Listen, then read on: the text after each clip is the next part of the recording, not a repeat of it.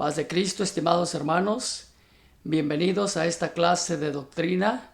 Hoy estaremos aprendiendo el tema la oración y vamos a comenzar leyendo este texto bíblico de Lucas capítulo 11 versos 1 que dice: Aconteció que estaba Jesús orando en un lugar y cuando terminó, uno de sus discípulos le dijo: Señor, enséñanos a orar, como también Juan enseñó a sus discípulos.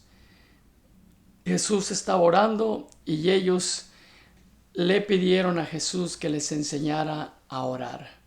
Hoy vamos a estar hablando de esta interesante clase sobre la oración. Y quiero comenzar diciéndoles lo siguiente: la oración es una de las disciplinas más importantes que tiene la Iglesia para lo que es la vida cotidiana, la vida de relación que uno tiene con Dios. La oración, es la que marca la diferencia entre un cristiano que está cerca de Dios y un cristiano que solo sabe de Dios. La oración es nuestra comunicación con Dios. Dentro de nuestra fe es muy común que las personas oren. De hecho, todos debemos orar. Y se trata por lo general de personas adultas. Sin embargo, la oración no es solo para personas adultas, sino para todos aquellos cristianos de todas las edades.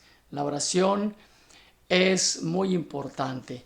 Y los discípulos de Jesús le preguntaron a él sobre la oración y que les enseñara a orar. Entonces, nosotros tenemos que entender que si los discípulos de Jesús, quienes eran personas judías y que los judíos acostumbran a orar mucho, entonces aún así le preguntaron a Jesús que les enseñara a orar, pues eso nos dice a nosotros que en realidad había una gran necesidad en ellos de aprender a orar. En este punto vamos a aprender precisamente sobre la oración. La necesidad de aprender a orar. A veces pensamos que la oración es algo que se puede practicar de cualquier manera. Sin embargo, cuando se trata de orar a Dios, es muy importante que aprendamos a hacerlo bien. Preguntémonos esto: ¿por qué los discípulos de Jesús le pidieron a él que les enseñara a orar? Esa es una pregunta muy extraordinaria. Ya les dije anteriormente que los judíos acostumbran a orar mucho. Hemos ido a Israel, hemos estado en Jerusalén y uno puede ir al Muro de los Lamentos y a las 3 de la mañana la gente ya está orando. Son judíos. Cuando Cristo vino, Él vino a una comunidad, a una sociedad que acostumbraba a orar. Aún así le pidieron a Jesús que les enseñara a orar. Claro, ellos tuvieron que haber mirado que Jesús oraba de una manera totalmente distinta a la que ellos estaban acostumbrados. Y es por eso que nosotros vemos que ellos le piden a Jesús que les enseñe a orar. También tenemos que decir que hay ciertos principios básicos cuando uno trata de aprender sobre la oración. El Señor Jesús transmite a sus discípulos dos principios fundamentales referentes a la oración. El primero es que la oración personal debe de ser privada y para el Señor solamente. Nunca debe usarse o de hacerse para ostentar, vanagloriarse o humillar a otros. Es decir, personas que dicen que oran mucho y se vanaglorian con esas oraciones y humillan a otros, especialmente si aquellos otros no oran igual que ellos. Ese es el primer principio. El segundo principio es que se deben omitir palabrerías vanas, repeticiones, es decir, debemos emplear palabras con sentido práctico y no solo hablar por hablar. Alguien puede confundirse y pensar que la oración es solamente dirigir palabras a Dios. No, esas palabras tienen que tener sentido, tiene que saber lo que uno está hablando y no solamente hablar por hablar. Jesús prohíbe o no prohíbe, pero exhorta a que no se hagan vanas repeticiones, como ampliaremos un poco más adelante.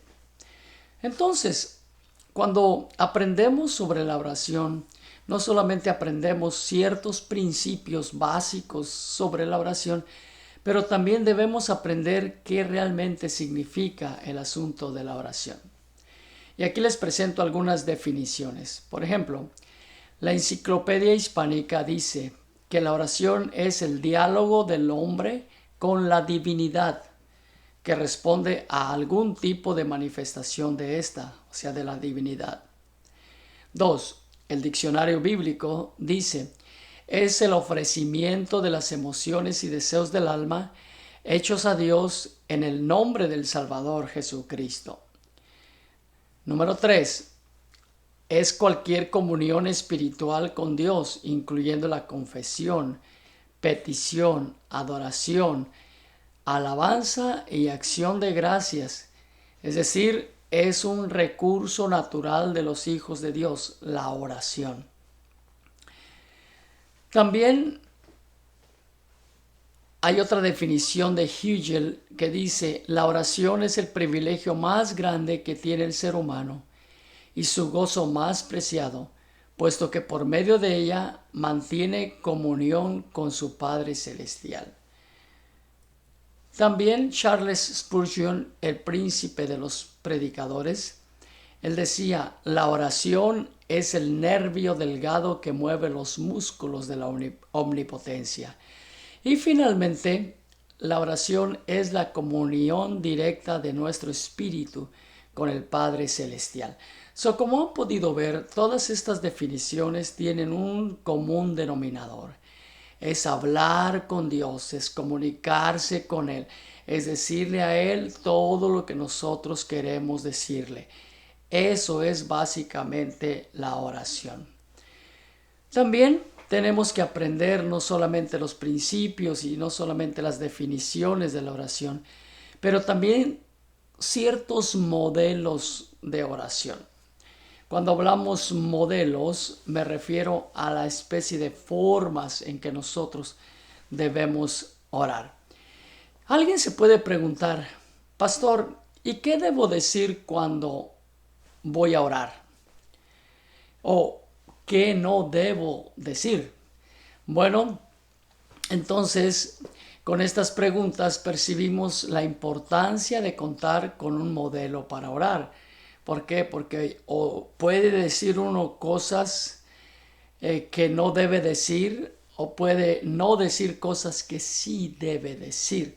Entonces, muchas personas pueden comenzar su oración muy elocuentemente, pero después de pocos minutos ya no hayan qué decir, y es porque no saben qué decir.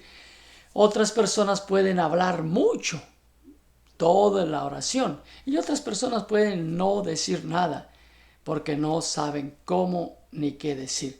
Entonces, vamos a seguir a ampliar sobre este asunto. Son modelos de oración y aquí vemos algunas cosas. Primero, hay ciertos tipos de oración. Primero, número 1, la oración al estilo libre. ¿Qué quiere decir esto? La oración al estilo libre, el doctor David Cho, el pastor de la iglesia más grande del mundo, y ellos acostumbran a orar muchísimo en esa iglesia, y él ha escrito algunos libros, uno de ellos es sobre la oración. Y él dice que la oración al estilo libre es como dar un paseo sin tener en mente nada planificado en cuanto a dónde ir. Es decir, es simplemente el deseo de salir a pasear con Dios. Y lo que salga en el camino, eso le vamos a decir. Esa es la oración al estilo libre. Después tenemos la oración temática, dice Cho. Esta oración, de acuerdo al mismo autor, es como emprender una caminata, pero esta con un destino predeterminado en mente.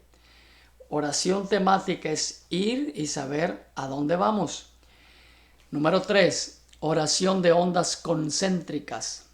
Cho dice que esta es semejante al fenómeno que se produce en la superficie del agua, cuando lanzamos una piedra y se forman ondas concéntricas. Es decir, nosotros podemos ir de esta manera en nuestra oración. Agitamos fuerte, pero luego bajamos y tomamos aire. Agitamos fuerte y luego bajamos y tomamos aire. Oración de ondas concéntricas. Después, número 4, está la oración meditativa. Esta oración consiste en orar calladamente, en forma mental, desde lo profundo del corazón. Es una especie de meditación interna que uno hace y uno comienza a pensar en cosas que Dios le ha dado o cosas que uno necesita o sencillamente pensar en Dios. Oración meditativa. Después tenemos la oración de alabanza. Cho dice que esta consiste en acercarnos a nuestro Padre Celestial desbordando gratitud y alabanza a su nombre. Oración de alabanza. Esta es la que muchas personas utilizan mucho, alaban mucho a Dios en su oración. Es algo normal. Después tenemos la oración de guerra espiritual. Este tipo de oración es necesario no solo en la vida de la iglesia, sino también en la vida personal. Muchas veces tenemos que pelear y luchar por obtener una victoria, o estamos atravesando una situación y necesitamos enfrentar esa situación y se torna en una oración de guerra espiritual. Esa oración tiene que ser poderosa, tiene que ser viva, tiene que ser llena de unción y de poder. Oración de guerra espiritual. Después, finalmente, tenemos la oración de intercesión, que también esta es muy utilizada por la iglesia, por los cristianos. Y esta es aquella en que el orador intercede por casos específicos y personas específicas. Estas oraciones las encontramos por todas las páginas de la Biblia, pero una de las más populares o comunes fue la de Abraham. Cuando Dios iba a destruir a Sodoma y Gomorra, y él ya había mandado a sus ángeles para destruirla, y Abraham comenzó a decirle a Dios: Señor, si hubiera tantos justos en Sodoma, ¿la destruirías? Y Dios le dijo: no, si hubiera esos, no la destruiría. Señor, pero si hubiera tantos, ¿la destruirías? No, por tantos no. Y así le fue bajando la cantidad y no había toda esa cantidad de justos en Sodoma y por eso la destruyó. Eso es una oración de intercesión. Así en la Biblia hay muchas oraciones intercesoras. Después tenemos la oración modelo. La oración modelo es la oración que enseñó Jesús en Mateo capítulo 6, donde Jesús, a la respuesta de sus discípulos, lo que decíamos al principio, y que le preguntan para que les enseñe a orar, Jesús les dice: cuando ustedes oren, oren de esta manera. Padre nuestro que estás en los cielos, santificado sea tu nombre, venga tu reino, sea hecha tu voluntad, como en el cielo, también en la tierra. El pan nuestro de cada día, dánoslo hoy. Perdónanos nuestras deudas, como también nosotros perdonamos a nuestros deudores, y no nos metas en tentación, mas líbranos del mal. Porque tuyo es el reino, el poder y la gloria, por todos los siglos. Amén. Esta es la oración modelo. Esta oración la enseñó Jesús a sus discípulos. Y aquí se han escrito cantidad de libros y de escritos basados en esta oración. Se llama la oración del Padre Nuestro. Muchas personas lo que hacen es repetirla y repetirla y repetirla y caen en lo que Jesús precisamente dijo, que no cayéramos en repeticiones. Y aquí la pongo para que ustedes la vean. Cada oración en realidad es una área en la cual Jesús nos está pidiendo que oremos. Por ejemplo, Padre nuestro que estás en los cielos es un momento en el cual nosotros tenemos que adorar a Dios por lo que Él es. Santificado sea tu nombre, tenemos que adorarlo por su santidad. venga tu reino, en realidad es una petición de sumisión. Nosotros nos sometemos a su reino y que venga, oramos para que venga su reino. Después, sea hecha tu voluntad como en el cielo, también en la tierra. Es decir, nos sometemos a Dios y así sucesivamente. Cada oración indica algo. El pan nuestro de cada día es una referencia que todos los días debemos de pedirle a Dios que nos ayude, nos socorra con el pan diario para que no nos falte. Después, perdónanos nuestras deudas, como también nosotros perdonamos a nuestros deudores. Es decir, nosotros tenemos que perdonar en el nombre de Jesús. Y sigue diciendo Jesús: no nos metas en tentación, mas líbranos del mal. Debemos orar para no entrar en tentación. Y finalmente, porque tuyo es el reino, el poder y la gloria. Es decir, cerramos con una alabanza y adoración. Y la frase final que dice Jesús, amén, es porque nosotros tenemos que cerrar como una especie de cierre en lo que hacemos. Y la palabra amén significa así sea. Entonces, cada vez que cerramos nuestra oración, cerramos con un fuerte amén en el nombre de Jesús. Amén. Bueno, ya ustedes ven, es una práctica común de la iglesia. El gran ejemplo de Jesús respecto a la oración. Nuestro Señor nos enseña a orar. Dice el texto de Lucas 6. En aquellos días, Él fue al monte a orar y pasó la noche orando a Dios. Y cuando era de día, llamó a sus discípulos y escogió a 12 de ellos, a los cuales también llamó apóstoles. Quiero que ustedes entiendan algo. Muchas veces nos hemos preguntado si Jesús realmente necesitaba orar o no, porque Él era el Dios encarnado, el Todopoderoso. Sin embargo, lo vemos orando, muchas veces lo vemos orando. En esta ocasión pasó toda la noche orando. Entonces, de Jesús podemos aprender tres cosas. Primero, cuando Jesús oraba, buscaba un lugar apartado para orar. Y esta es la primera enseñanza que nos da Jesús. Cuando vayas a orar, busca un lugar apartado para orar.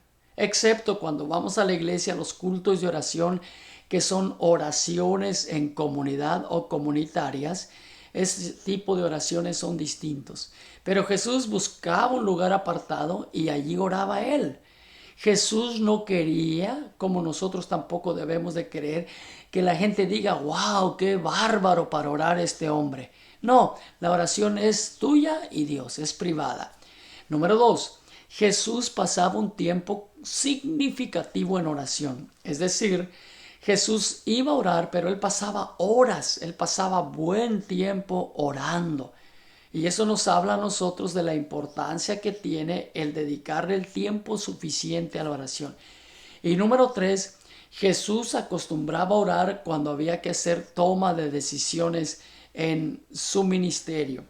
Y aquí en este caso nosotros vemos que Jesús, Él dedicó mucho tiempo, toda la noche orando, y al día siguiente escogió a todos sus discípulos. Eso es lo que vemos. Pasó toda la noche orando en una oración trascendental y después, hermanos, llamó a sus apóstoles y los llamó apóstoles precisamente. Entonces, tres cosas que aprendemos de la oración de Jesús: buscar un lugar, ¿verdad?, para orar solo, para tratar de evitar que alguien nos esté mirando. Es nuestra oración personal. Y también tenemos que orar cuando nosotros tenemos que tomar alguna decisión significativa, y también debemos dedicar un tiempo significativo a la oración. Muy bien, entonces esa parte la tenemos ya definida. Lo otro que hay que aprender cuando estamos aprendiendo sobre la oración es algunas formas físicas para orar, porque algunas personas tienden a pensar que la oración solamente debe de ser de rodillas, y eso no es así. Nosotros tenemos al menos 5 formas que uno puede orar. Puede orar de rodillas, puede orar de pie. Aquí están las citas bíblicas para que ustedes vean. Puede orar de rodillas, puede orar de pie, puede orar uno sentado. Imagínense aquellas personas que tienen malas sus rodillas o no se pueden arrodillar o no pueden estar de pie tanto tiempo o están en una silla. Bueno, pues ellos pueden orar sentados. Uno puede orar acostado sobre la cama, es decir, cuando uno está enfermo. No por eso va a dejar de orar. En la misma cama uno puede orar. Obviamente estas oraciones son circunstanciales, ¿verdad? Y finalmente uno puede orar postrado, rostro en tierra. Esa era la forma más común de orar en aquellos tiempos. Así es que estas son formas físicas para orar.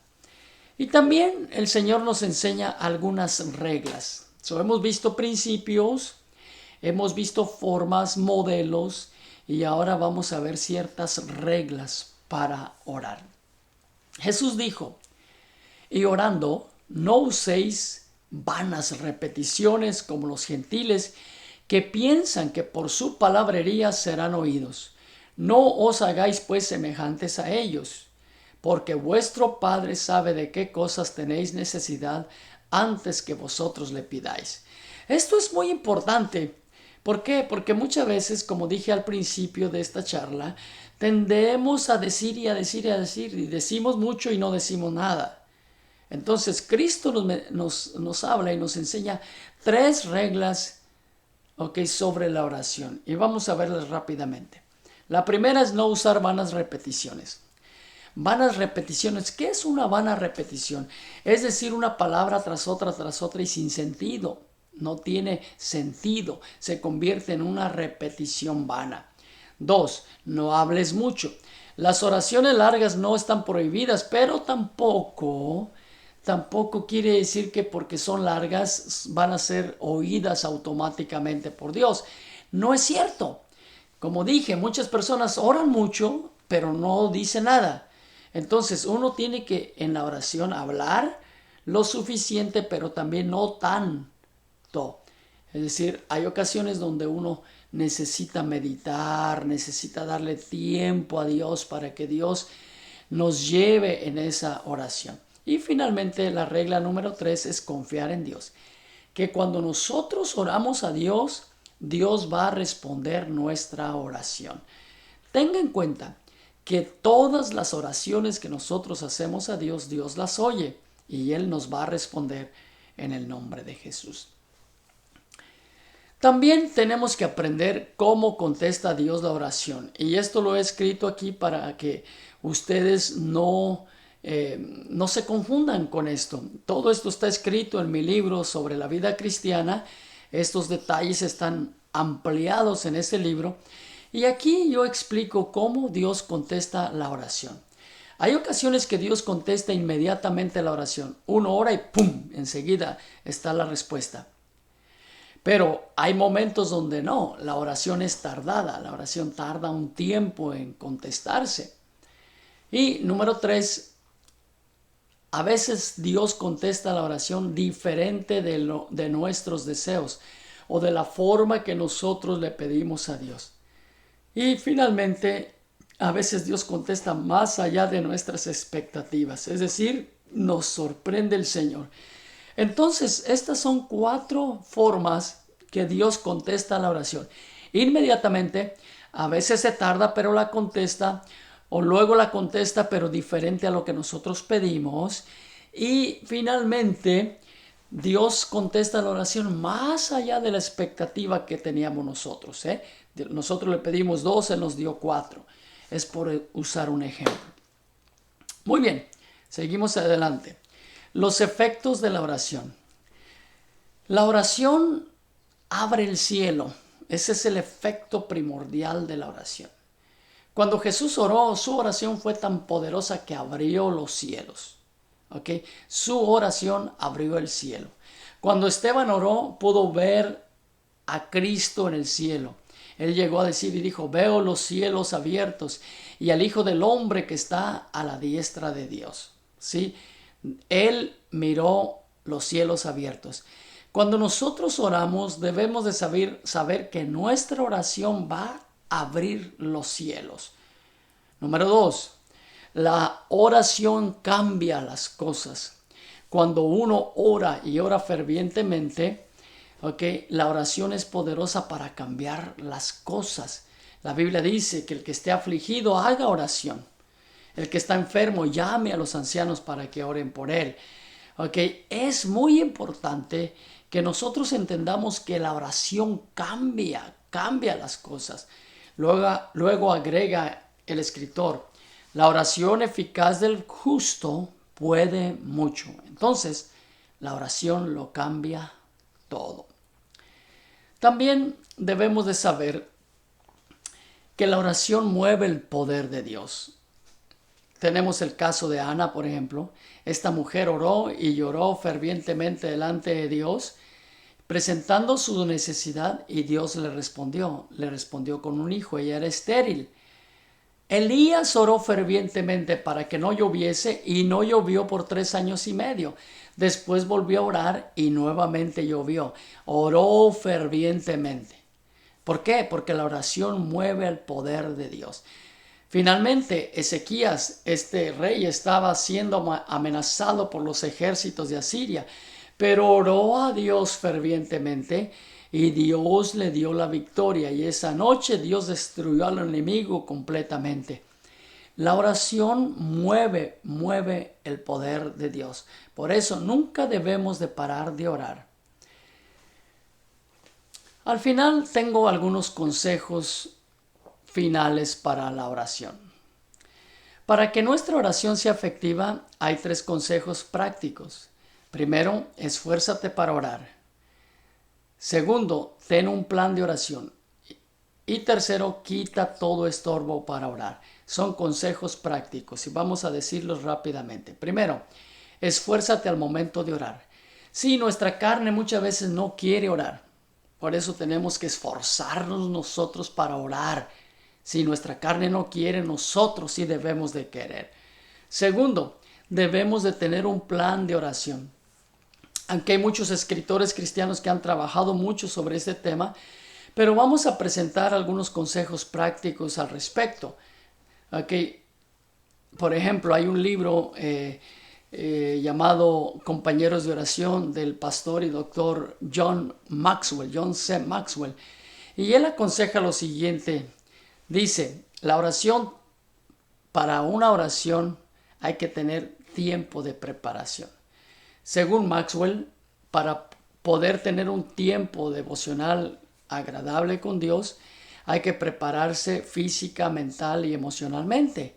Uno debe buscar un lugar cómodo donde no se pueda distraer. Segundo, hay que dedicar un tiempo para esperar. Uno ora, pero también esperas. Dios honra a los que esperan en Él. Por lo tanto, y después de hablarle a Dios, hay que guardar silencio y esperar que Dios nos conteste. Número 3. También debemos dedicar un tiempo de confesión. En este tiempo debes de confesar tus pecados delante de Él. El pecado inconfeso bloquea la respuesta a las oraciones. Tiempo de confesión. Después, tiempo para la Biblia. Cuando uno está orando también puede abrir la Biblia, puede leer un texto o varios textos, y eso puede servir para alimentar nuestra espiritualidad durante el tiempo de la oración. También hay que dedicar un tiempo a la meditación. Como dije anteriormente, uno medita, ora y medita, y así deja que Dios lo vaya ministrando. Después hay que tener un tiempo para la intercesión.